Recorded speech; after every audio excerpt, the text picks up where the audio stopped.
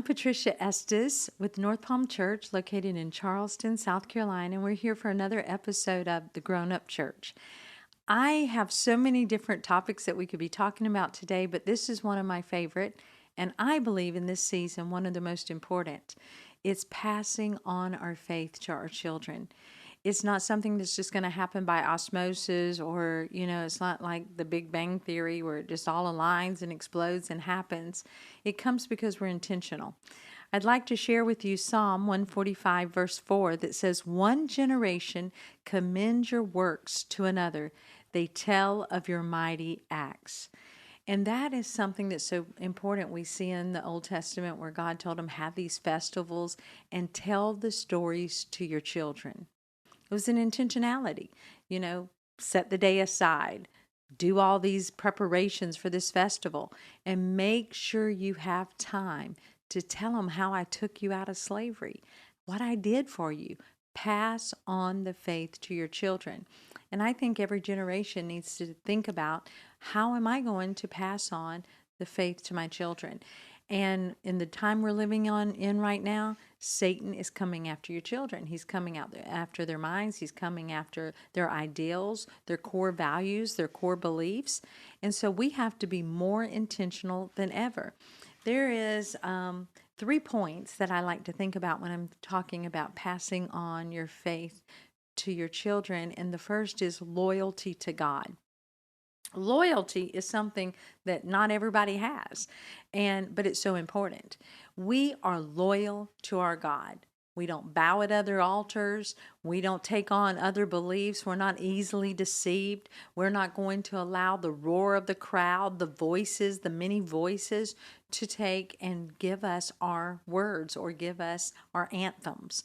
And so loyalty to God. Secondly, transmission of faith and love of God to our children. We believe in Him. So that's why the first thing we do when we're sick is we say, come lay your hands on me. Our children are sick. We put our hands on them. We begin to pray for them before we get the Tylenol, the Motrin, or the doctor. We believe, and we're passing on these beliefs to our children. And we love Him, and we talk about Him, and we talk about the love we have as we serve Him. So many parents, your children are listening when you complain about getting up and going to service. They listen when you're fighting in the church, or you're talking to in the car on the way to church about, oh, I can't stand this. Hope they don't sing those same songs. Hope worship is not that long. Don't like what the preacher preached.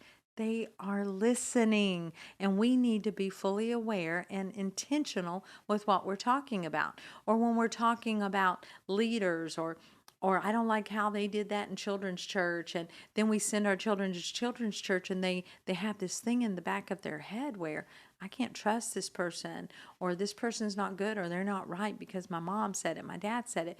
We need to be intentional. And then finally, constant mindfulness of God's teachings. What does God say? What does God say about that? No, why don't we lie? Because God's word says that we don't lie. And so we have to remember that. And so this is a great time just to talk about the passing on of faith. And I am very excited today. I have 2 very important people in my life here on this podcast with me, and it's my 2 daughters. And I'd like to just introduce them right now. And I have my oldest daughter, Deborah, and youngest daughter, Anna. 2 sisters that look totally different sides of the family. I see my dad's side of the family of Anna and the curly hair, and I see the Norwegian side, Mark, coming out in Deborah. But we're here today, and we're talking about passing on our faith. Now, both of you, we have the great opportunities of family to share together, and we minister together. We do a lot of things together. We do life together. We do ministry together. We do faith together. We laugh together. We cry together. And I just want to talk about that. And, we joke because we are 3 very distinct personalities, but also we're very passionate. All 3 of us are very passionate people. We live passionately. We talk passionately. We act passionately. And sometimes that brings a lot of passion into the mix. And so, Deborah, you already have two little boys. Tell us a little bit about your family. Yes. So I have been married for just about 9 years now, which is shocking. And we have two boys. Our oldest is Jonathan, and he's almost 5. And our youngest is Asher, and he is almost 3. And they are the same size because Asher is a giant. So, what's the difference in their personalities? Johnny has a lot of me. He's like my male little twin. But with Jimmy's natural connection with math and science and more of the, heady type of things, like he's very intellectual naturally. And he's also a touch me not like his father. And then Asher is a lot like Jimmy. Very chill, very laid back, but he also has like this heart of compassion, but he's also like a little warrior. So it's like all in one. But he's very cuddly like me. So nice little balance. Of course, I think they're very special. They're my grandchildren. Right. And Anna, no children yet, just No. recently married. Tell us Yep. about your marriage and Well, family. we've been married for 7 months now, so still considered newlyweds. It's been fun transitioning. A lot of learning, a lot of growing, a lot of calls to these two. But it's been good. That's wonderful. So I just, there was something that I always would think about. Always, I would tell you guys. I told both of the suitors that are now your husbands when they'd come that we're a priestly family and we're called to serve as a priestly family, and that's important to us. And we think about those things. But growing up, I want you to think about how do you feel like some of your faith was established? How do you feel like this message of the Bible and God and how to serve Him and who He is? How do you think that you got that message? And I'd like you each to give a couple examples of that. Deborah, you start off. Okay, so I would say I was like a normal child. And like I thought, like I feel like I could have been like one of those stereotypical pastor's daughters. Like you hear they're like wild and like they Right. really don't love the Lord. It's just like kind of like you just seen a lot, that kind of thing.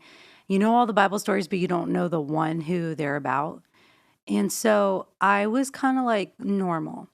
And then, and I was young. But then whenever, we, had the car accident and I was the only survivor of that, and how after that, like losing Steven and Opie, and then you and dad just like still getting up and still living, you could have laid down in grief. You could have drowned in grief, honestly. You could have completely decided, like, this is too much.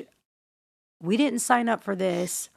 Like, God, you said you would never leave us or forsake us, but it feels really bad right now. But you chose to still believe his word. And I think that was the defining moment, one of the most large defining moments of my faith, because it was like your faith, then, like your and dad's faith, had to then be lived out in my life right then. Because if I didn't choose to cling to Jesus, I don't think I would have ever gotten on the other side of grief and depression. I don't think I would have ever gotten on the other side of like loss and in trauma. It was a huge blessing for me spiritually, because then that's when you and dad, I would walk in and I'd find y'all crying. And of course, you would try to hide it. But, you know, and I would be dealing with things, and you would just encourage me, like, go to your room, pray about it. I want you to journal. And you would show me, how to talk to the Lord, how to like have my own relationship with the Lord. And then after school, you and dad would have a time where you guys would send me, all right, now I want you to go have your prayer time.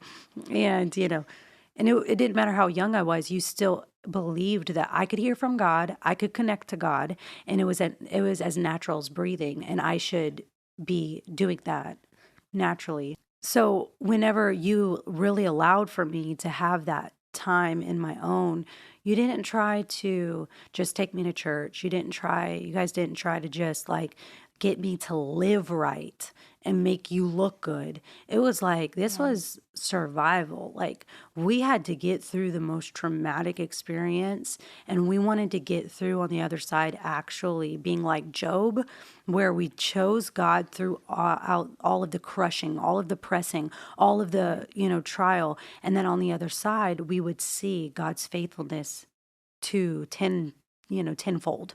And so I think that that was the largest thing for me, and just you creating the space, and also the expectation that just because I'm 9, just because I'm 10, just because I'm 11 doesn't mean that I can't hear from God for myself, that I can't read the Bible myself, that I can't start doing Bible studies. I can't start, like really understanding what are those stories about, and so that was huge for me.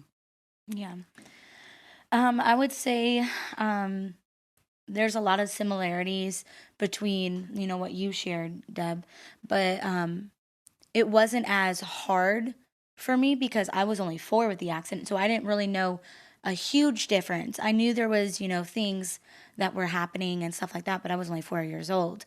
But as far as my faith and like growing and walking in with God, it was so normal to me because it was just who you guys were.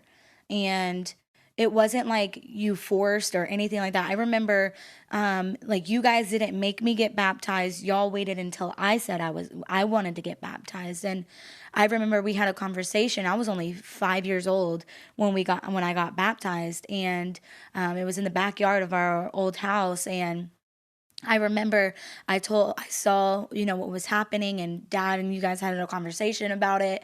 And I had just asked a question about what it was. And I was like, well, I think I want that too. And so I remember like it was never something that was forced, but it was always there. I remember as soon as I could write, mom got me a prayer journal, and dad would give me scriptures, and it was normal. It was almost like homework. You send your kids to go to school.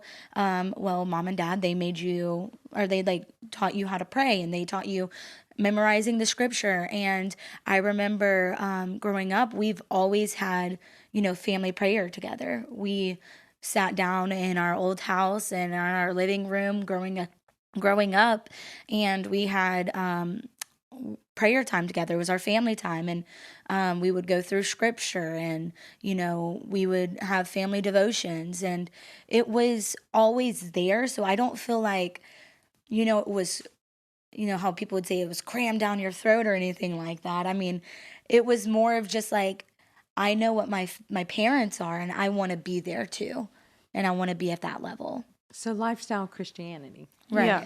Right. For those of you that don't know, just to catch you up a little bit, it was a Christmas Eve. We had just had what was our family tradition. And so every Christmas Eve morning, Mark, my husband, would get up and prepare a great breakfast. He loves to cook, and he'd make us a great breakfast. And we set the table, and we'd sit around the table and have a wonderful family breakfast. Then we would migrate toward the living room where our Christmas tree and all our gifts were. And Mark would read the Bible and the Christmas story. We would pray together, go around, share things that God was speaking to us. And then we'd open up our gifts. And then later on that afternoon, we'd pack and head to my mom's house, which would be about a 3-hour drive for the rest of Christmas with the extended family. And on that Christmas Eve, on the way to my mom's, we were hit by a car. We were driving in 2 cars. The other car was hit. It was our son, Stephen, 19 at the time, a family friend, Osvaldo Placeres, we called him Opie, and 9-year-old Deborah that was in the car at that time. And both of the other passengers, our son and Opie, were killed, and Deborah was the survivor. Anna had changed cars at the last moment and was actually riding with us. And so God walked us through that. We know that Stephen is just in the next room waiting for us in that great cloud of witnesses, and we'll all be together for eternity. But that was the reference that was going on. So one thing that I think about is that we can hear God, and we need to develop our ear to hear God. And so that was what I watched both of you do. It was so beautiful. Another thing was just that we serve in the house of the Lord, and it's not a burden. And both of you have stages here at North Palm, our church, and in different ministries outside of North Palm. God's given you stages and influences in different ways, but you learn to serve through service. And I remember when we were at our North Rhett location, that Deborah, she needed to help clean, and we had this big yellow mop bucket and mop, and you'd squeeze it out, and you were that little skinny. Well, I remember that we actually needed a cleaner. We were in between cleaners, and you were like, I just remember overhearing y'all, in the office talking about, man, we need a cleaner. We don't have anybody who's available. And I was like, I could do it. I can do it. Like, let me do it. And I remember begging, like, please let me clean the bathrooms and the toilets. I want to do it. Like, I wanted to be entrusted to be able to do it. And you were just concerned that I just physically couldn't pick up the mop. And it was so hard as that little girl, like, to push down on that. And to, those old, still janitors use them. But, back, we don't use them anymore, but they're, yeah. Yeah. And there you were, that little girl mopping and singing and worshiping the Lord while you Always were singing. mopping. Yep. Yeah. And singing some more and singing some more. And I just think learning and teaching our children that serving in the house of God is a privilege and an honor. It's not a weight. It's wonderful. I thank the Lord for the opportunity to serve.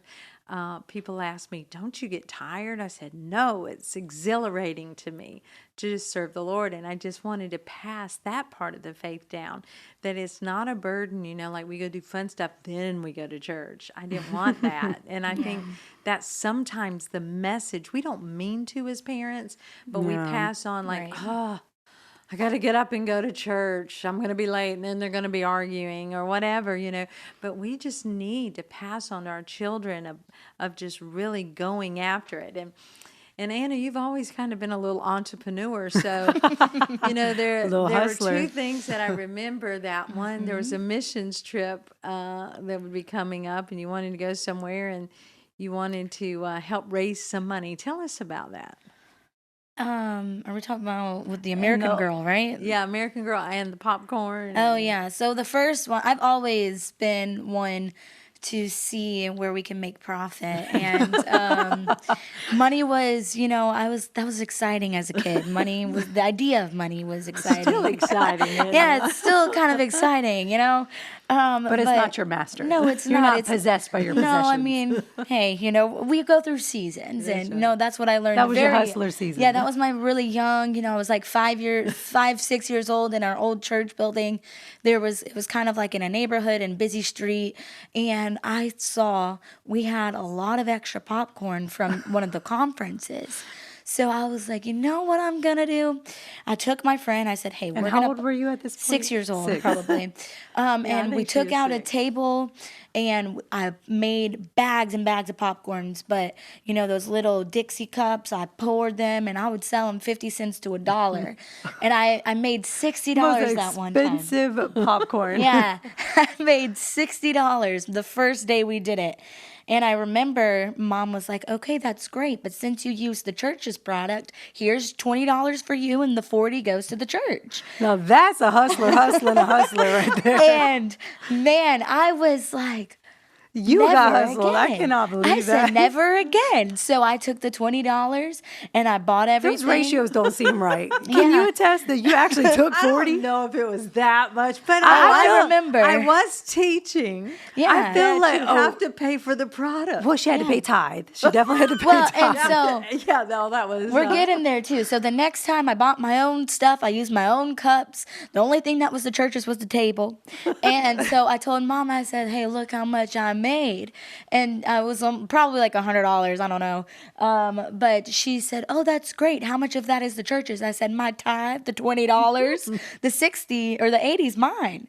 And, so we've Wait, always. you paid $20 tithe on $100 profit? Yeah. So you were paying 20% even at 6 years old? Yeah. That's We how always you're had to blessed. give. We You had to can't- give, you know. At first I was like, 10, but then I was like, well, my friend, she was there too, so we got to give 20. There's two of us. Oh, So, that's smart. That's yeah, smart. yeah, yeah. It was 10% each It was 10 per. person. Yeah, Yeah, right. yeah, yeah. So, We never can just do the minimum. no, we didn't. And then since we had so much experience from that, when we moved buildings, there was one of my friends, she was like, we have to buy this doll for this girl in Guatemala. She doesn't have an opportunity to buy it. And, since I had my experience from 6 years old, when I was 8 years old, $300 didn't seem like a big deal. Exactly. So we came up our game. We sold hot chocolate, popcorn, and we sold something else. I don't know. I think candies. Expanded your product We base. expanded it, and and then when people are like, "Oh, we really don't want anything," I'm like, "It's okay. You can donate your money." There's this girl in Guatemala. She really needs this doll, and it And would man, be if a we had Cash blessing. App and Venmo back then, Oh, you'd we have would have triple. gotten $20 for these all these girls. And I remember, because it was me partnering. I didn't really care about the doll for the girl because I never met her, but I remember it was a dream of somebody else's, and I Yeah, was like, Meredith. yeah, Yeah. we've got a partner, and we got to make this happen. And so after that, we conquered that doll, and it went to Guatemala, and we have pictures. And American dolls aren't cheap. No, they're They're not. not cheap. I didn't no. even have one yet, and I was like, we had to. Yeah, their buy little one. outfits. I mean, know. But yeah, that was the story of hustling and learning how to give to the church. That's right. A lot of times we need to teach our children to pay a cost and not just get everything given and the Bible's full of that, and this laziness, entitlement that comes from just not teaching with intentionality the laws of God. These are the laws of God. This is the part of what God says makes a person successful. I think it's important. I know that as you guys were growing, there were some things we learned, and there's a war right now. It's a war for our children. It's a war for what they believe in, their identity, and a lot of the problem that I've been seeing through the decades is happening in schools. It's like we turn our children over to these systems that don't fear the Lord. And so, Anna, I remember I was homeschooling, and you would come to me and I want to go to public school. I want to go to public school. And we'd have conversations. Take us back there. What were you thinking? And when I would redirect you, what was the thought process of all that? Oh, man, that was a while ago. So I just remembered because obviously Stephen, he was in public school, and I didn't think it was fair that, me and Deborah, we couldn't go to public school. We couldn't, most of the kids around the church, they were all older than me or all really young. So I was like, I need friends. And, I thought schooling was the only way. So when you said no to public school, I found the next best thing, which was a Christian private school. And, I was like, I'll go. And you're like, Anna, you have to wake up early for that. And I remember one time you said, if you could do it for 5 days in a row, waking up early, and I could only do it 2 days. And then I was kind of going with you, but I still didn't understand. It was a lot of just the wanting, but it wasn't really, I didn't know, I just thought about friends. I didn't really know about the schooling and stuff like that. Right. And so as we are parents, we're going to have to know where are danger zones. Children are different. Situations are different. Just because you send your children to public school doesn't mean that you're a bad parent or anything like that. But we have to be aware that they're not being indoctrinated in concepts that are anti-Christ. And that's so important. With our son, we did see a sway and had to really work hard on regaining a belief system because of the anti-Christ spirit that was governing that school. And so a lot of times just saying no because I told you so Right. To Anna, that would have been like, why? And sometimes we just can say no.